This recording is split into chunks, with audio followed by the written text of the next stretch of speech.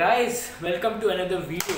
So it's a Monday, that means it's a productivity or some psychology related video which you guys don't watch anyways. Or you can also say that Devansh doesn't have any YouTube ideas, so he just picks up a random book and talks about what's inside it. So yeah, that's how it is.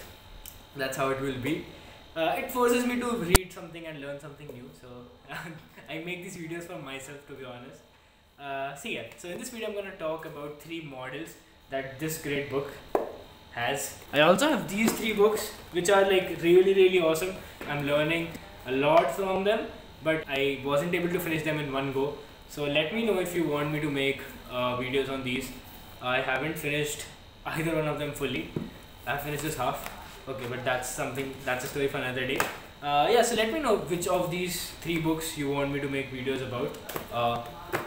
I'll pick up one lesson a week and probably we can finish that book together. So yeah, talking about this book, this book is pretty concise and it has some really good mental models which I never really thought about. And yeah, it helps. It's probably 1 page of theory and 1 page of diagram.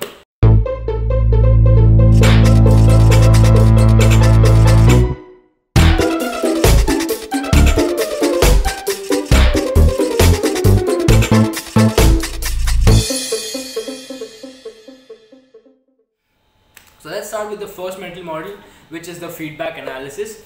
Now what is feedback analysis? It's something which helps you to analyze your own work. So yeah, simply put, it's basically that you keep some expectations. For example, let's say if I create this video, I expect at least 50 people to watch this video.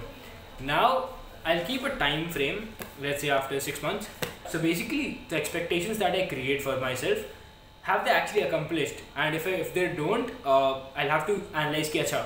So that's probably the most authentic feedback that you can get, right? तुमने actually plan किया क्या हो सकता है, and you get a feedback by the actual result. That sounds pretty commonsensical, but it helps you improve your expectations creating aspects. First of all, let's create this example only.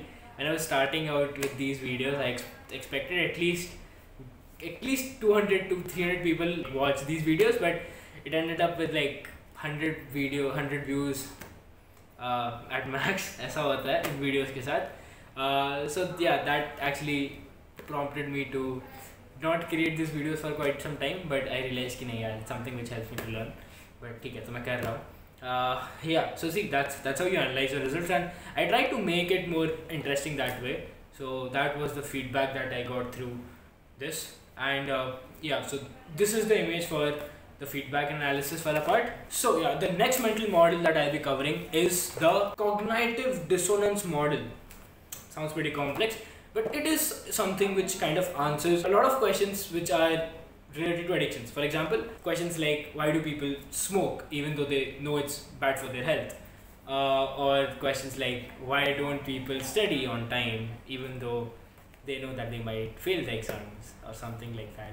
So these are some questions which this model answers, and the basic idea is that it's natural human tendency to kind of justify their actions. Now why do people justify their actions even though they know that they are wrong? That is because it helps them sleep at night.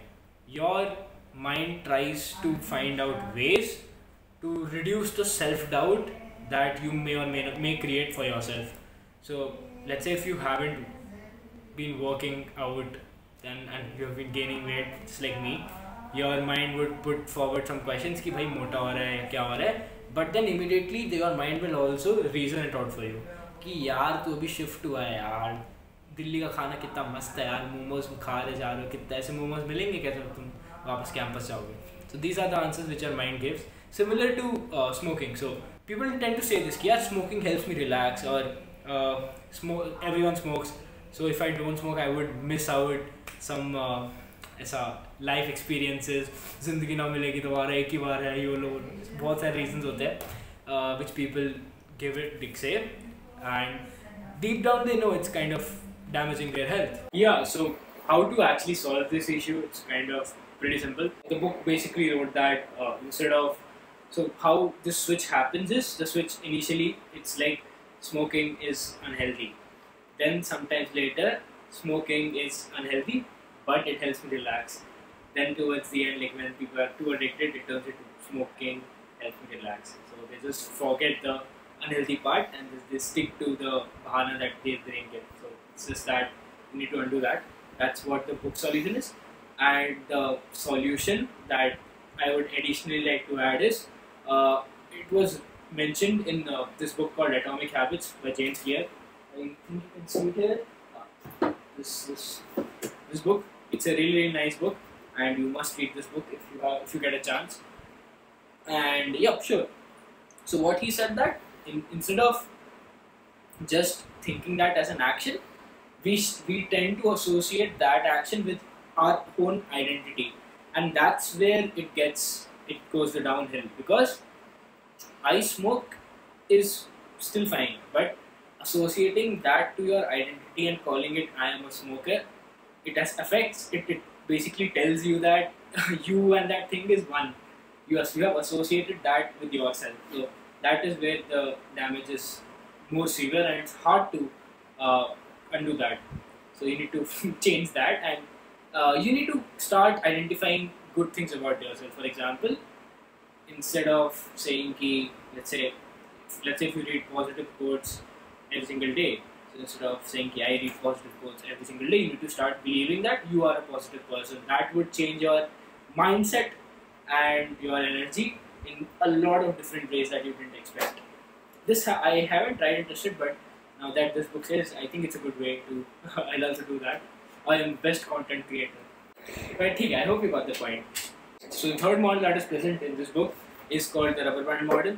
I mean, this book has a lot of different models, but I chose the 3 models that I recently read and I can talk about. So the third model that I recently read was the rubber band model, which basically talks about situations in which you face a dilemma.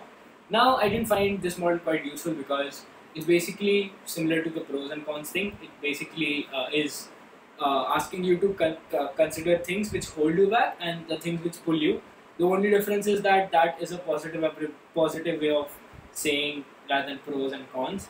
It's a more identification wala thing कि you identify to things that you pull and things that you hold kind of thing. मतलब तुम्हें पता है तुम ज़्यादा connect कर पाओगे इन सब चीज़ों से.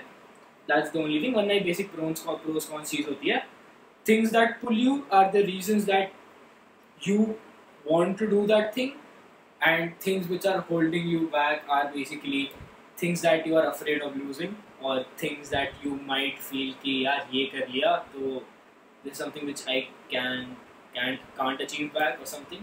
So this is basically the rubber band model. So yeah, these were the 3 models which I recently read from this book. Now do comment on this video, whoever is watching. If you want to learn something from the other books, I'm planning on reading them, and I would be more than happy to share my thoughts or give a summary kind of thing of the book based on my understanding.